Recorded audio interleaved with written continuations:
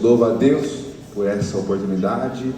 Sou a Deus pelo pastor Marcos Santos, que já está dando, né? Está passando um tempo aí, né, pastor? O pastor foi meu professor do ensino fundamental 1 e agora eu estou dividindo o altar com ele, então Deus abençoe, pastor. O pastor me deu aula, eu tinha 1,50 de altura, 1,60 de altura. Agora eu já estou com 1,90, então deu para ver que o tempo passou, né, pastor? Deus abençoe sua vida, sua esposa, sua filha, tá bom? Deus abençoe vocês em nome de Jesus. Ao meu pai, minha irmã, minha noiva, todo mundo da Avamento da Fé que está com a gente, Deus abençoe. E toda essa igreja, em nome de Jesus, amém? 1 Tessalonicenses, capítulo 1, versículo, nós vamos ler o versículo 5 e o versículo 6, amém? Glória a Deus. Irmãos, eu sempre digo que eu sou apaixonado pelo mistério da palavra, porque todo o mistério da palavra é revelado em Jesus Cristo. Então, se Jesus tem poder, a palavra também tem que ter poder. E agora nós estamos prestes a ouvir a maior profecia desse culto. Então, eu quero que você abra o seu coração para receber aquilo que Deus tem para a sua vida, amém? 1 Tessalonicenses, capítulo 1, versículos 5 e 6, diz assim a palavra do Senhor: porque o nosso evangelho não foi a vós somente em palavras, mas também em poder e no Espírito Santo, e em muita certeza, como bem sabeis, quais fomos entre vós, por amor de vós.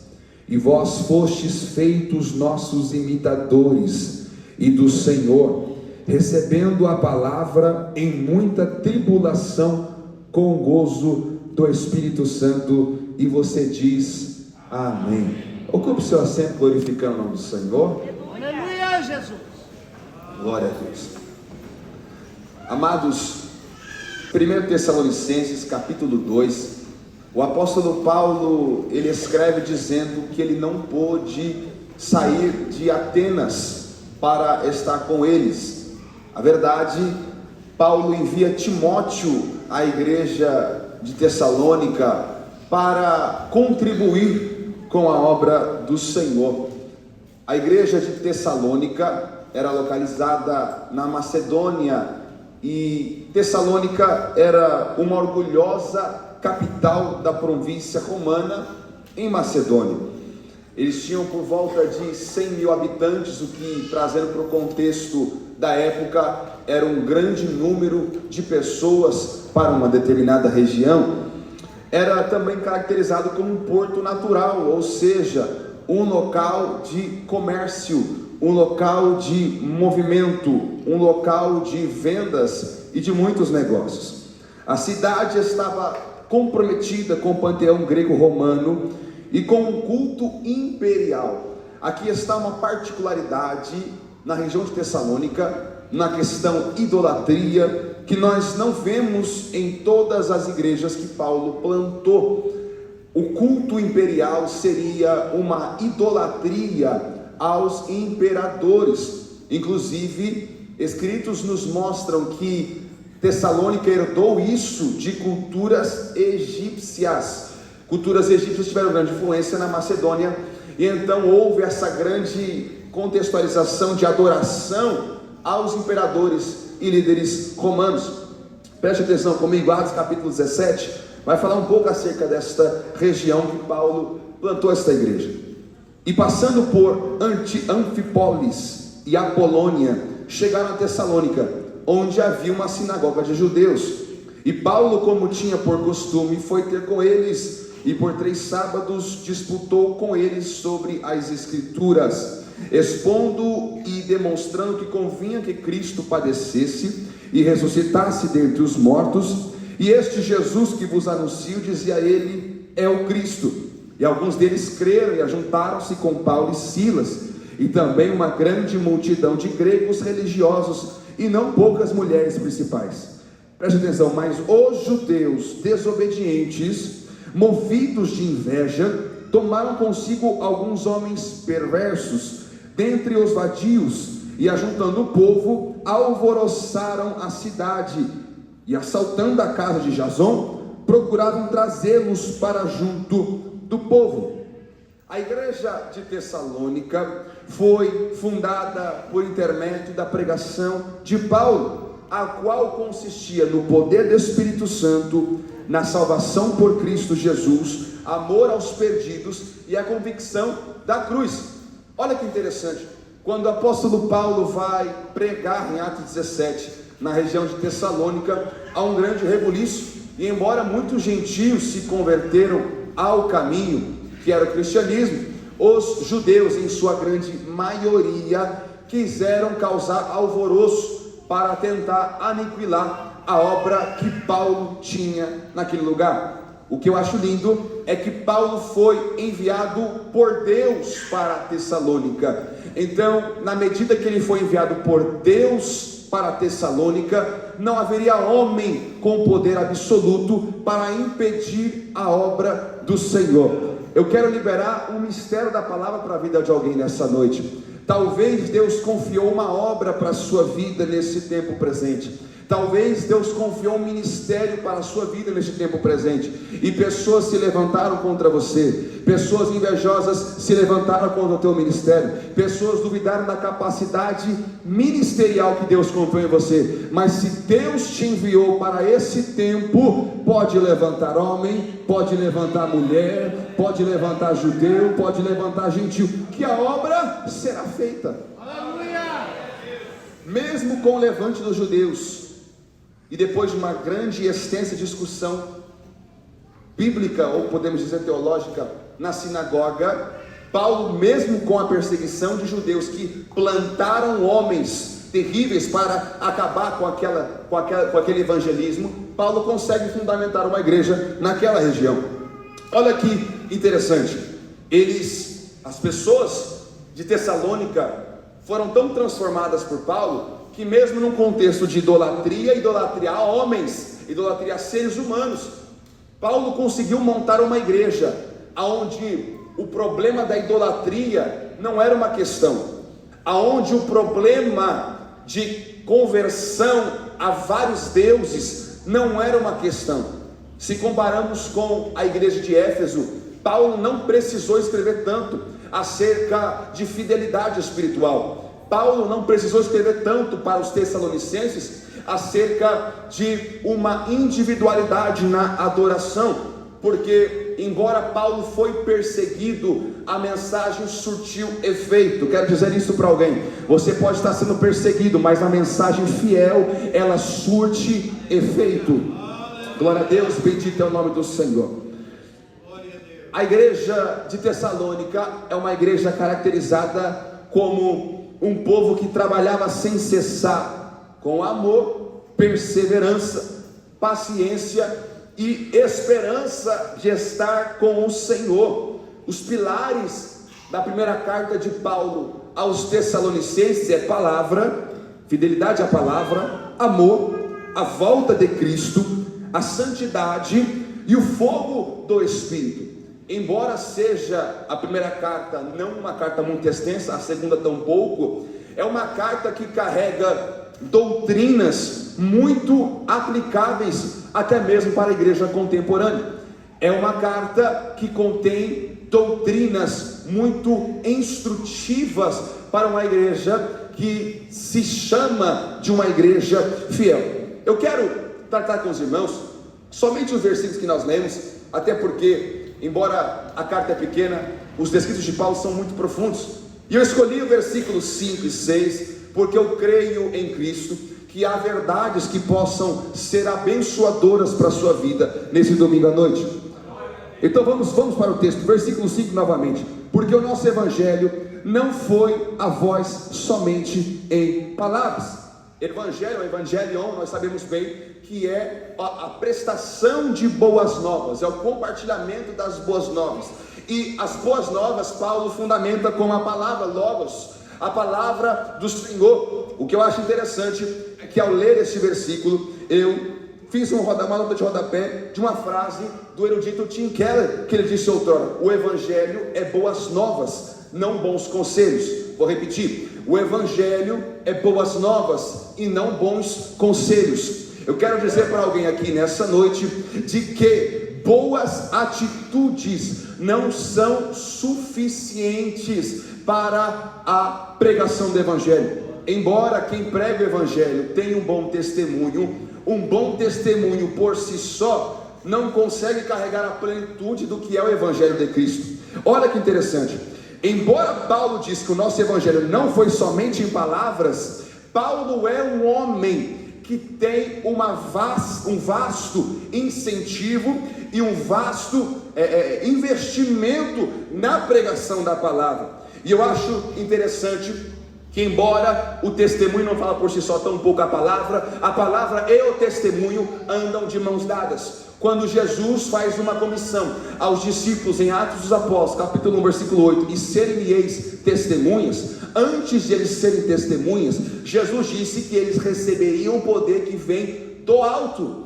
Não dá para nós, por nós mesmos, criarmos uma boa reputação no quesito a reino. Vou repetir, não dá na nossa própria intenção criar um bom testemunho, uma boa aparência, uma boa reputação no quesito reino. Nós precisamos de uma capacitação maior, nós precisamos de uma força maior. E você pode me perguntar, pastor Samuel, aonde nós encontramos essa força maior? Por meio da palavra. Hebreus 4,12 diz que a palavra de Deus é viva e eficaz, e é mais penetrante do que a espada alguma de dois gumes, que penetra até a divisão da alma, do espírito, juntas e medulas, e ela é apta para discernir os pensamentos do coração do homem. A palavra diz em Mateus 4,4: nem só de pão viverá o homem, mas de toda a palavra que sai da boca de Deus. A palavra diz em Lucas 11:28: bem-aventurado é o que ouve a palavra e aguarda. O próprio apóstolo Paulo escreveu a carta aos Romanos: a fé vem pelo ouvir, e ouvir a palavra de Deus. Embora Paulo está construindo uma ideia dizendo que somente a pregação da palavra não é o resumo do Evangelho, a pregação da palavra é um componente para montar esta ideia do que é o Evangelho. Uma vez de que o chamamento de Paulo, que foi entregue de Deus para Paulo, de Paulo para Tessalonicenses, ela tem um dos pilares que é a palavra. Eu quero pregar para alguém nessa noite que veio ouvir a palavra. Eu quero pregar para alguém nessa noite que tem como base a prioridade da palavra. Eu quero pregar para alguém nessa noite que pode ter louvor ou pode não ter louvor, pode ter instrumento ou não ter instrumento, pode ter microfone ou não ter microfone, mas a palavra precisa estar presente para a instrução do povo de Deus. Você pode dar glória a Deus? O Evangelho, embora pregoado por palavra, não se consiste somente em palavras proferidas. Eu acabei de mencionar Atos 1:8. Jesus nos chama para ser testemunhos vivos. Romanos capítulo 12, Paulo nos diz que um culto racional é um sacrifício vivo, santo e agradável a Deus. A nossa vida exala aquilo que nós alimentamos. O pastor Marcos brincou aqui acerca de uma forma física que você cresça ou diminua, mas isso vai fazer muito sentido para você, porque o seu corpo vai jogar para fora aquilo que você tem alimentado. Se você se alimenta muito de McDonald's e Burger King, você vai ganhar uns quilinhos a mais, você vai ter uns pneuzinhos nessa barriga abençoada de Jeová. Mas se você somente se alimentar com legumes, frutas, alimentos que vão trazer saúde para você, o seu corpo vai performar de outra forma. Por quê? Porque você é resultado daquilo que você consome. Eu vou falar isso para alguém guardar isso na tábua do coração. Você é resultado daquilo que você consome. O que você tem consumido até os dias de hoje? O que você tem consumido na sua semana? O que você tem consumido na sua casa? Eu vou melhorar porque é culto da família. O que os teus filhos têm consumido ao redor da semana? O que os teus filhos adolescentes têm consumido na escola ou na rua? O que você tem consumido no trabalho? Eu quero dizer algo para você. A palavra intrínseca num crente fiel não é presa aqui. mas ela espalha para fora do corpo físico, porque tudo que você se alimenta é demonstrado no seu exterior. Quantos podem dizer amém?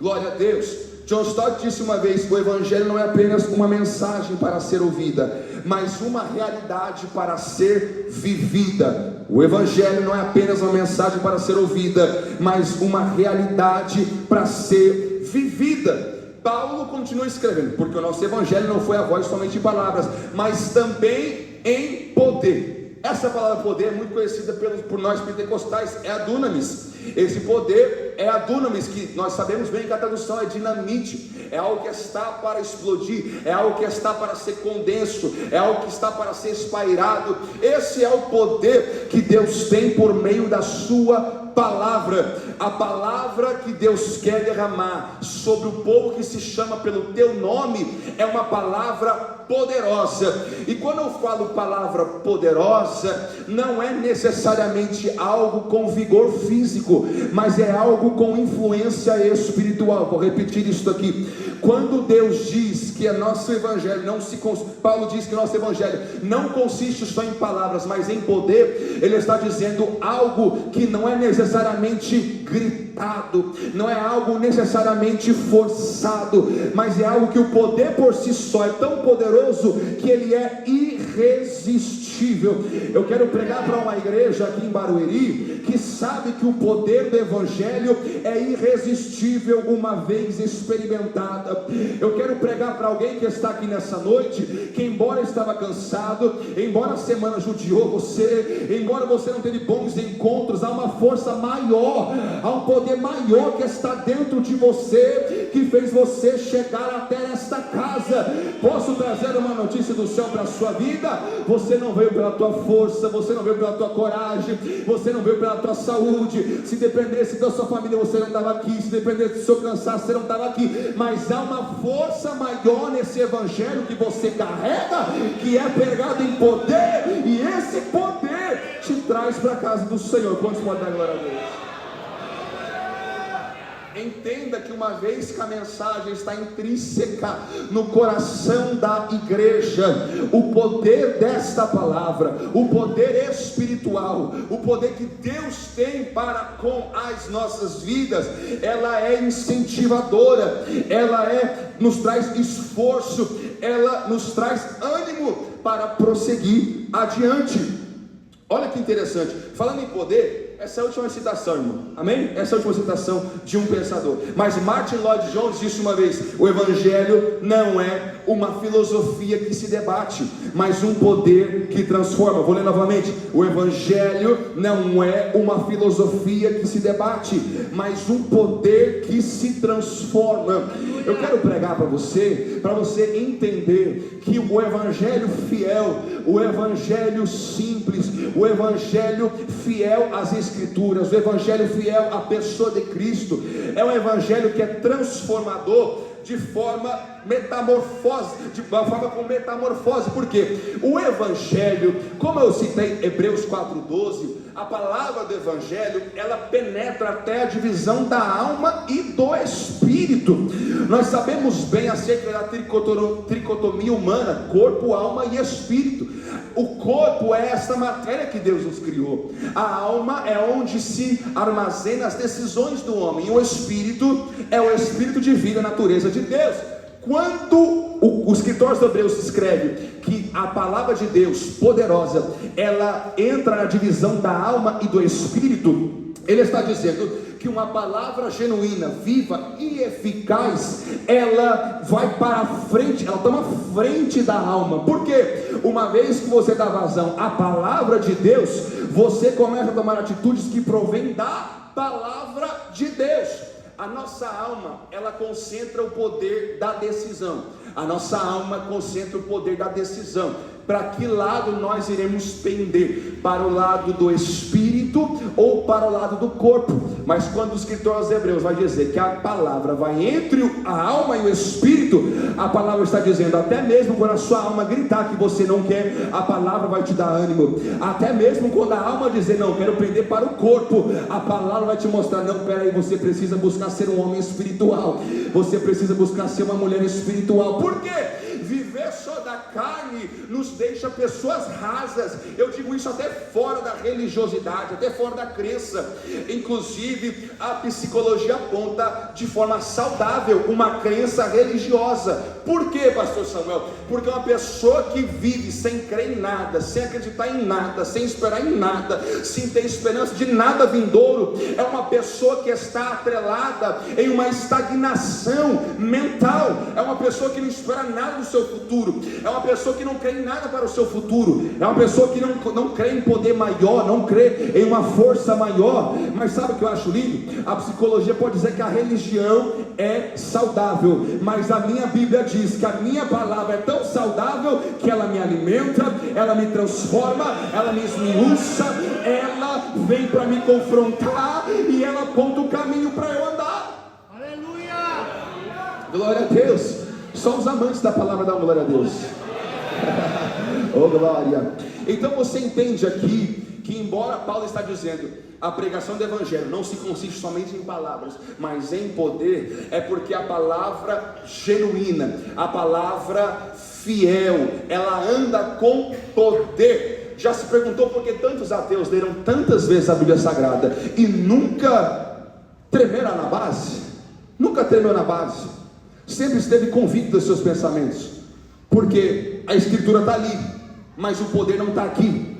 A escritura está diante dos seus olhos, mas o poder não está ainda dentro dele. Então você entende aqui que nós podemos nos enfadar da palavra, mas se não houver o poder transformador do evangelho, nós não vamos passar de ser leitores de um livro. Mas quando nós deixamos o poder do evangelho, que é a verdade de Cristo, andar conosco em meio a uma leitura e uma prática da palavra, aí o evangelho começa a surtir efeito na sua vida. Lembra quando a Bíblia está dizendo, que a Bíblia diz que a letra mata, mas o Espírito vivifica? Não é que necessariamente alguém que estuda teologia está andando para a própria condenação, irmão. Nunca condene o estudo teológico, tá bom? Vamos fazer isso. Eu quero deixar bem claro para você: nunca condene o estudo teológico. Condene uma pessoa que não quer o poder operante do dono desta palavra. Até porque o Deus que inspirou autores para escrever esta palavra, Ele tem a aptidão de te inspirar na leitura dessa palavra. Você pode dizer amém? Olha que interessante. Paulo diz, porque o nosso evangelho não foi a voz somente em palavras, mas também em poder, e no Espírito Santo. O único poder transformador vem do Espírito Santo. É por isso que a Bíblia diz que a Bíblia nunca negou que o diabo é poderoso, mas a Bíblia sempre nos deixa claro que o nosso Senhor é o Todo-Poderoso. Há poderes na terra, há poderes na política, há poderes eclesiásticos, há poderes sociais, há poderes diabólicos, mas quando se trata de um evangelho pregado não somente com palavras, mas com poder e no Espírito Santo, está dizendo, não há força maior operante para alguém que dá vazão ao Espírito Santo através do evangelho. Irmão, eu quero te encorajar nessa noite a você começar a dar vazão do Espírito Santo na sua vida. Irmão, se talvez por tanto tempo você tenha deixado de lado a pessoa do Espírito Santo, componente da Trindade Divina, eu convido você nessa noite, pelo amor de Deus, convido o Espírito Santo para fazer parte da sua vida.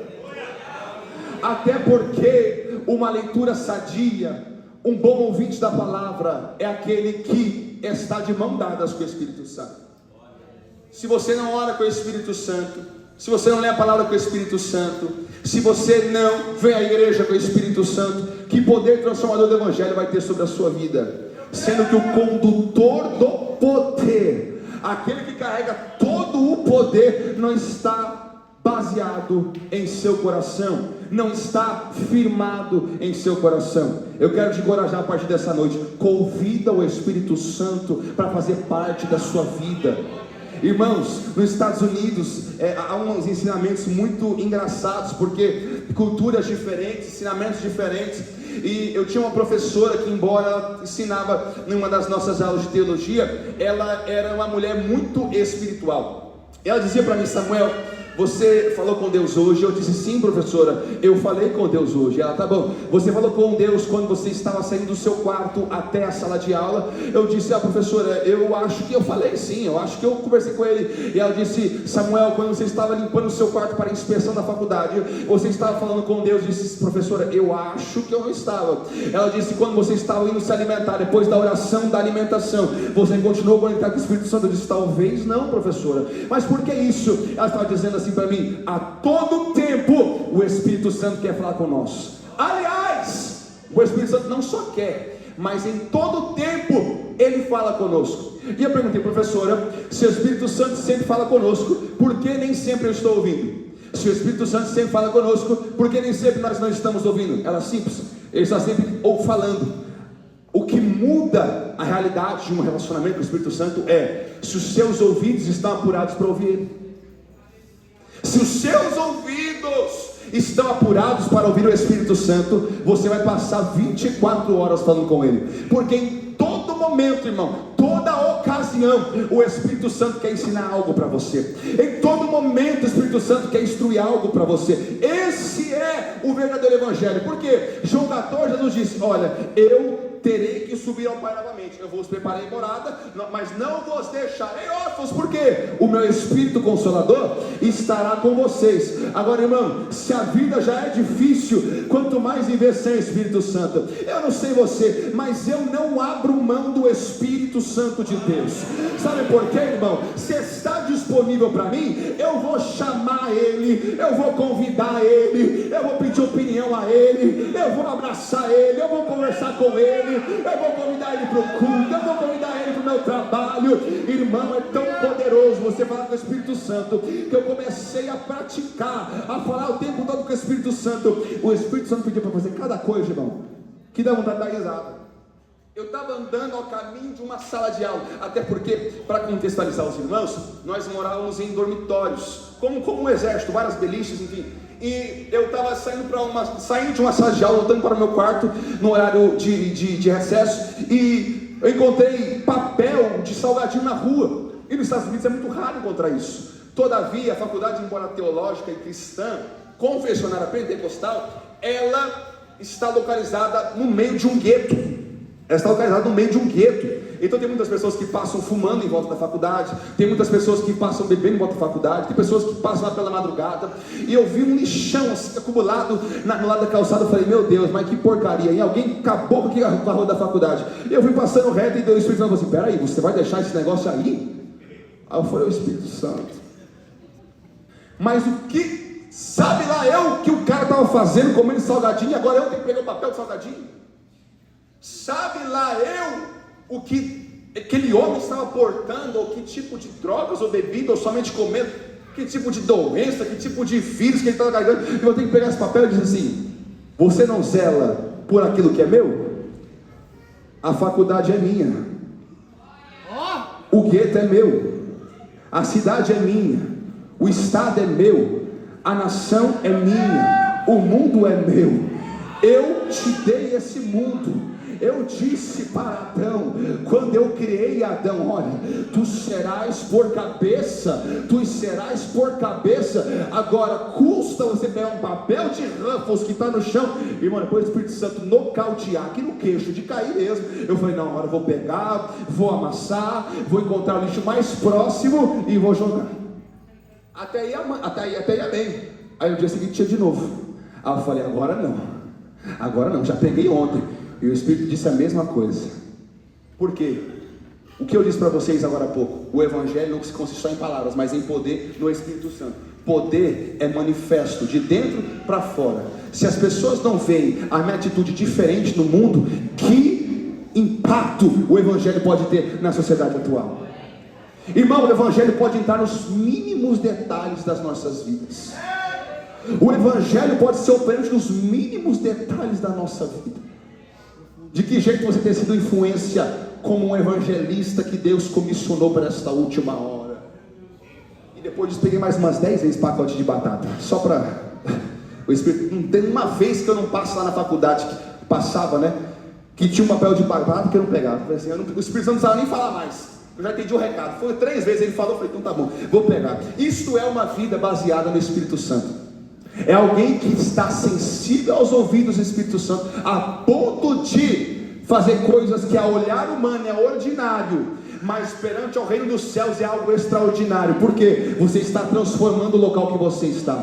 Posso dizer algo da parte de Deus? Deus te chamou para transformar o local que Ele te plantou.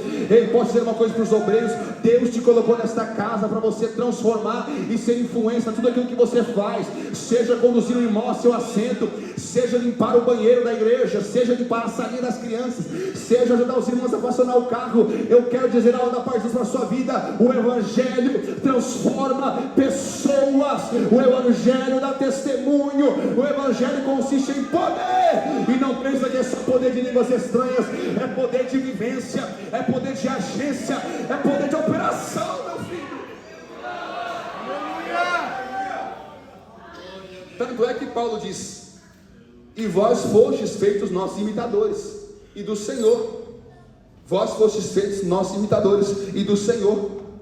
E não só imitadores no quesito ação, não imitadores somente no quesito ação, como por exemplo Paulo escreveu 1 Coríntios capítulo 11, versículo 1, sede meus imitadores, como eu sou de Cristo, mas de postura. Sabe por quê? Quem é cheio do Espírito Santo tem postura. Quem é cheio do Espírito Santo tem posição. Quem é cheio do Espírito Santo tem atitude. Quem é cheio do Espírito Santo tem convicção daquilo que é certo para esta ou este indivíduo. Então entenda, meu amado e querido irmão, bênção de Deus, lindo e linda de Jeová, que quando nós estamos trabalhando em um evangelho, envoltos em um evangelho, aonde consiste ser imitador de Paulo, mas Paulo é imitador de Cristo, aonde nós passamos, nós precisamos fazer a diferença.